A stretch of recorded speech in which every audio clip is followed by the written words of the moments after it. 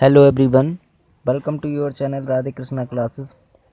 हमने कुछ वीडियोस में ट्रिग्नोमेट्रिक रेशियो पढ़ा हुआ था। ट्रिग्नोमेट्रिक रेशियो में हमने सब कुछ पढ़ लिया था।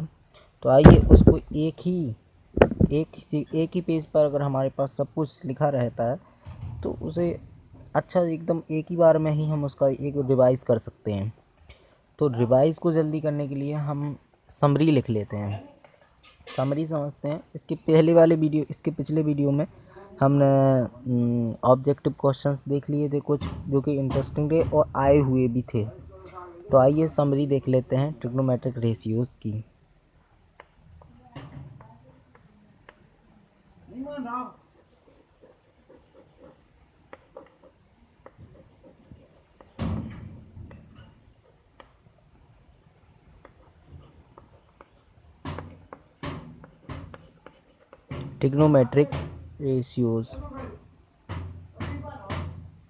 ट्रिग्नोमेट्रिक रेशियोज़ इसकी लिखना है हमको समरी।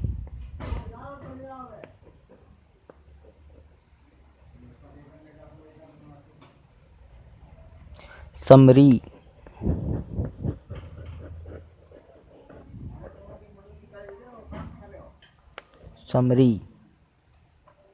ये समरी को हमको समझना है। समरी क्या क्या होती है, क्या होना है उस समरी में, क्या लिखें।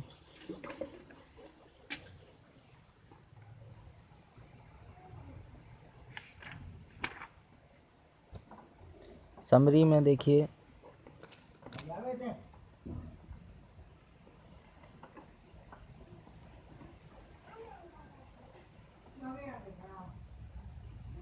समरी में सबसे पहले हमने जाना था ट्रिग्नोमेट्रिक रेशियो 6 टाइप के होते हैं। तो देखिए साइन थीटा की वैल्यू क्या है। साइन थीटा की वैल्यू होती है परपेंडिकुलर अपॉन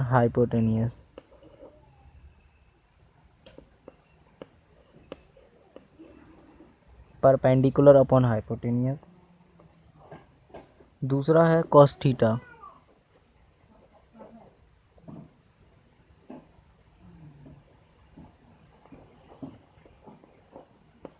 कॉस थीटा की वैल्यू होती है बेस अपॉन हाइपोटेनियस। इसके बाद आता है आपका टेन थीटा। टेन थीटा की वैल्यू होती है परपेंडिकुलर अपॉन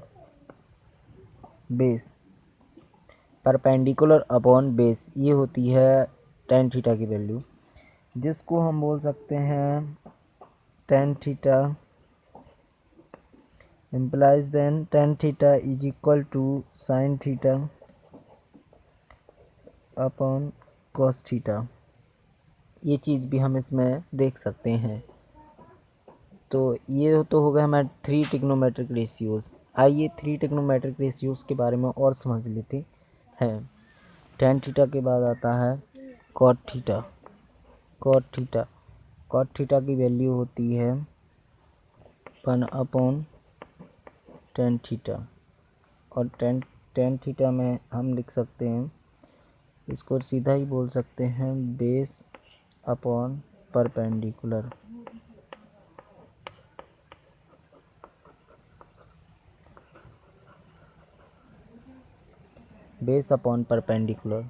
इसके बाद है हमारा सेक थीटा को लिख देते हैं 1 upon cos theta. 1 upon cos theta और 1 अपॉन कॉस थीटा को लिख सकते हैं हाइपोटेनियस अपॉन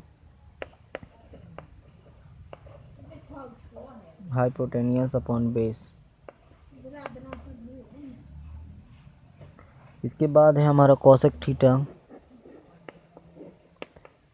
थीटा को लिख देते हैं 1 अपॉन साइन थीटा और इसको लिख सकते हैं हाइपोटेनियस अपॉन परपेंडिकुलर। ये लिख सकते हैं। तो ये हो गए हमारे 6 ट्रिग्नोमेट्रिक रेशियोज, जिनके बारे में हमें थोड़ा सा समरी के टाइप में लिखा रहेगा तो एक ही बार में रिवाइज कर सकते हैं। समरी लिखे होने से जल्दी रिवाइज भी कर सकते हैं किसी भी चीज़ को। तो आइए इसके बाद समझते हैं।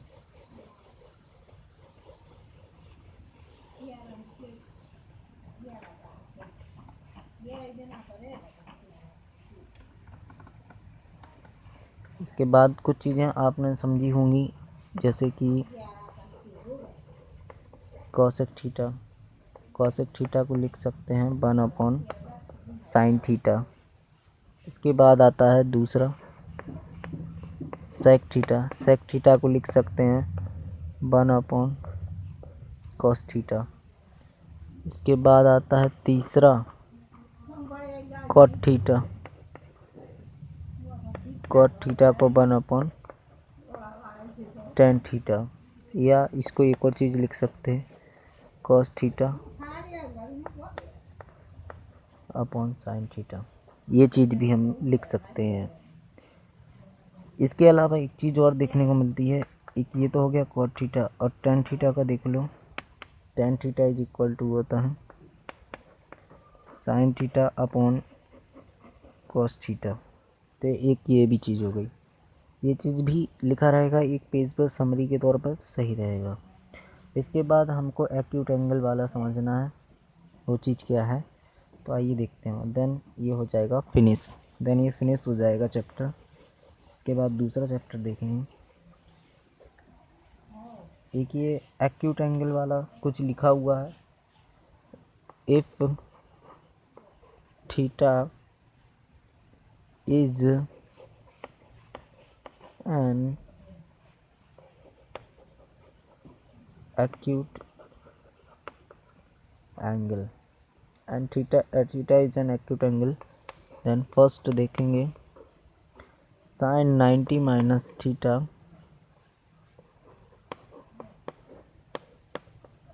sin 90 minus theta ये हो जाता है cos थीटा।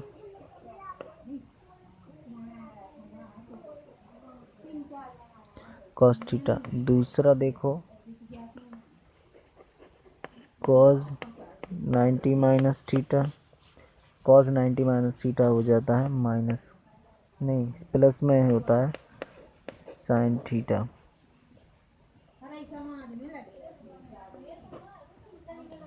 sin theta. तीसरा देखो tan 90 minus theta is equal to होता है cot थीटा। चौथे नंबर पे भी है, चूँकि ये 6 होते हैं। इसके बाद है आपका cot 90 minus theta,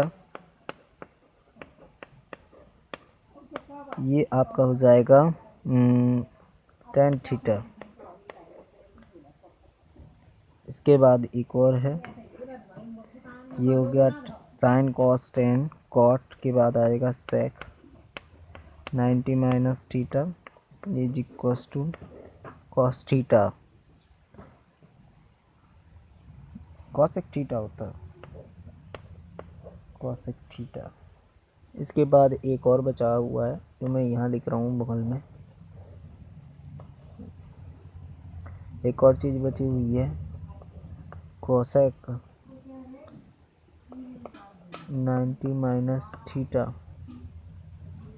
is equal to होता है sec theta is equal to क्या होता है sec थीटा।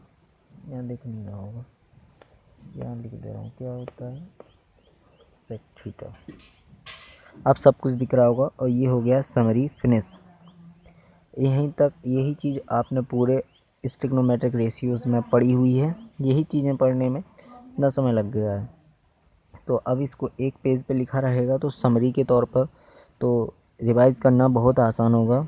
अगर ये वीडियो पसंद आया हो तो वीडियो को लाइक कर दें, और चैनल पर नए हो तो चैनल को सब्सक्राइब कर लें।